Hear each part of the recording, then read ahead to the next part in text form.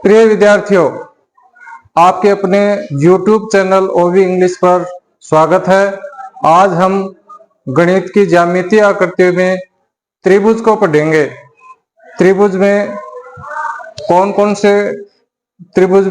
से गुण होते हैं, उसके कौन से गुणधर्म होते हैं, इनके बारे में आज डिस्कस करेंगे। इससे पहले भी ज्यामितीय आकृतियों के बारे में आपको पढ़ाया जा चुका है, उनको आप वीडियो के नीचे प्लेलिस्ट में जाकर के देख सकते हैं। तो आइए आज की क्लास शुरू करते हैं। त्रिभुज नाम से त्रि का मतलब तीन, भुज यानी भुजा। त्रिभुज यानी तीन भुजाओं वाली कोई आकृति है। त्रिभुज को समझने से पहले अपन बहुभुज के बारे में देखते हैं कि बहुभुज क्या होता है। देखिए, बहुभुज केवल सरल रेखाखंडों से घिरी हुई बंद आकृति बहुभुज कहलाती है। केवल सरल रेखाखंड यानी दो बिंदु हो और उनके बीच में सीधी रेखा हो, वो सरल रेखाखंड होता है। तो सरल रेखाखंडों से घिरी हुई कोई बंद आकृति होती है, वो बहुभुज होता है। जैसे ए से बी रेखाखंड, बी से सी, सी से डी, डी से ई, ई से ए।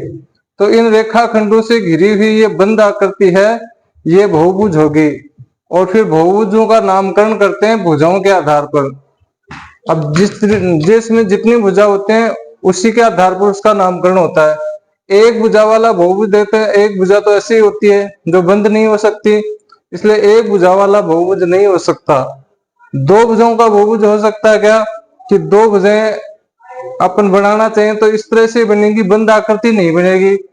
तो दो भुजाओं वाला बहुभुज भी नहीं हो सकता, क्योंकि बंद आकृति बहुभुज कहलाती है। रेखाखंड भी होने चाहिए, बंद भी होना चाहिए। वो तीन भुजाओं का बहुभुज, अगर जिस बहुभुज में तीन भुजाएं होंगी उसको त्रिभुज कहेंगे। तीन भुजाओं वाला बहुभुज त्रिभुज होता है, और ये न्यूनतम भुजाओं वाला बहुभुज होता है। यानी सबसे कम भुजाएं त्रिभुज में होते हैं। फिर इससे अगर चार भुजाएं होंगी तो चार भुजाओं वाला चतुर्भुज होगा, पांच भुजाओं वाला पंचभुज होगा, ऐसे 6, 7, 8, 9 ऐसे जितनी ज्यादा भुजाएं होती हैं उन भुजाओं के आधार पर उसका नामकरण कर देते हैं। पंचभुज, षष्ठभुज, सप्तभुज, अष्टभुज, जितनी भुजा होंगे वैसे उनका नामकरण होगा। आज अपन त्रिभुज के ऊपर ही डिस्कस कर रहे हैं। तो त्रिभुज देखो, ये जो आकृति दिख रही है त्रिभुज है। तीन रेखाखंडों से बनी बंद आकृति त्रिभुज कहलाते हैं।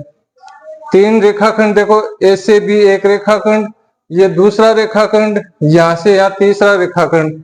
तीन रेखाखंडों से घिरी हुई है और ये बंद है, इसलिए ये तीन रेखाखंडों से बनी बंद आकृति त्रिभुज कहलाती है। अब त्रिभुज में अवयव कौन कौन से होते हैं देखो, ये तीन त्रिभुज में 1, 2, 3 भुजा होती हैं, और ये और ये तीन कोण होते हैं। और ऐसे ही दो भुजा जहां मिलती है वो शीर्ष बनाती हैं। ये भुजा यहाँ शीर्ष बना रही है, ये भुजा यहाँ शीर्ष बना रही है। तो इस आकृति में तीन भुजाएं कौन सी, ए से बी, बी से सी और सी से ए, तीन भुजा हो गई। और तीन कोण कौन से हुए, तीन कोण देखो। कोण को लिखने का तरीका यह है कि जिस कोण के बारे में अपन चर्चा करें उसको बीच में लिखना होता है। जैसे सी ए बी, तो ये ए कोण हो गया, कोण सी ए बी, यानी ए कोण की बात कर रहे हैं। ऐसे ही ए बी सी, यानी ये बी कोण हो गया, ए बी सी। और फिर बी सी ए, ये कोण बी सी ए, जिस कोण को अपन लिखना चाहिए उसको बीच में लिखना पड़ता है। तो सी ए बी ए कोण पर, ए बी सी बी कोण, बी सी ए सी वाला। तो ये तीन कोण होते हैं, और तीन ऐसे इसमें ए बी सी शीर्ष हो गए। वैसे मुख्य 6 अवयव होते हैं, तीन भुजा और तीन कोणों की जो आकृति होती है वो त्रिभुज कहलाती है। और त्रिभुज न्यूनतम भुजाओं वाला बहुभुज होता है। अब नेक्स्ट देखते हैं अपन त्रिभुज का वर्गीकरण करते हैं।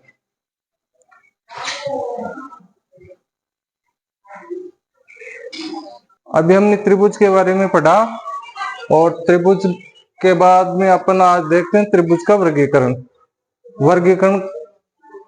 देखे त्रिभुज में अपन अभी देखे कि तीन भुजा और ये तीन कोण होते हैं।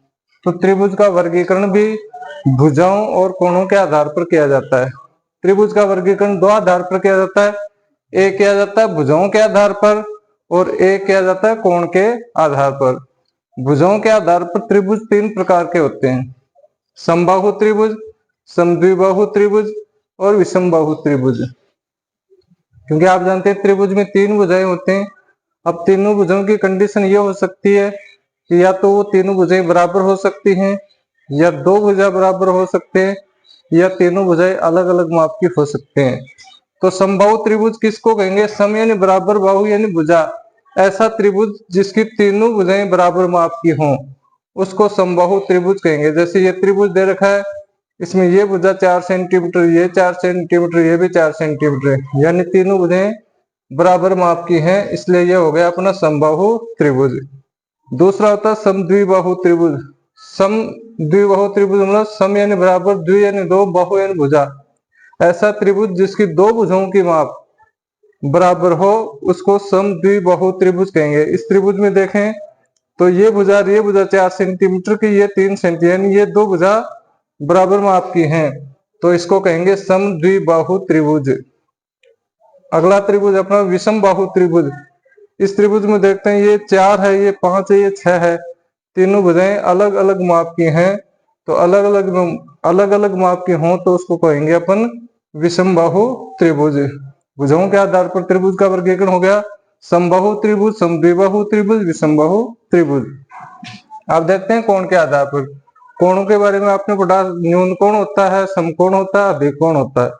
तो इसके आधार पर त्रिभुज का वर्गीकरण, ये देखिए न्यून कोण है, 90 डिग्री से कम को कोण न्यून कोण कहते हैं। अगर इससे एक भुजा और बढ़ा करके मैं त्रिभुज बना दूं तो ये अपना न्यून कोण त्रिभुज हो जाएगा।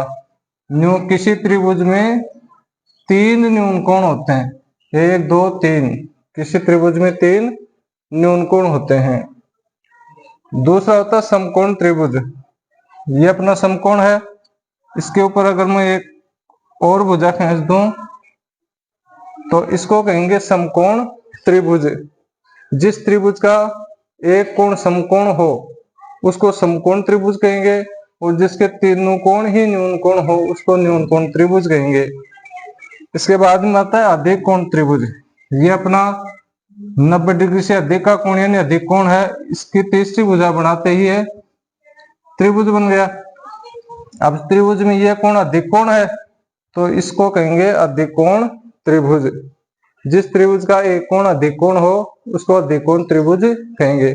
यानी किसी त्रिभुज में तीनों कोण न्यून कोण हो सकते हैं, लेकिन किसी त्रिभुज में समकोण एक ही हो सकता है और अधिक कोण भी अधिकतम एक ही हो सकता है। तो ये अपन देखते हैं त्रिभुज का वर्गीकरण भुजाओं के आधार पर, कोण के आधार पर, भुजा के आधार पर। समबाहु तीनों भुजाएं बराबर हों, समद्विबाहु दो भुजाएं बराबर हों, विषमबाहु तीनों भुजाएं अलग अलग माप की हों।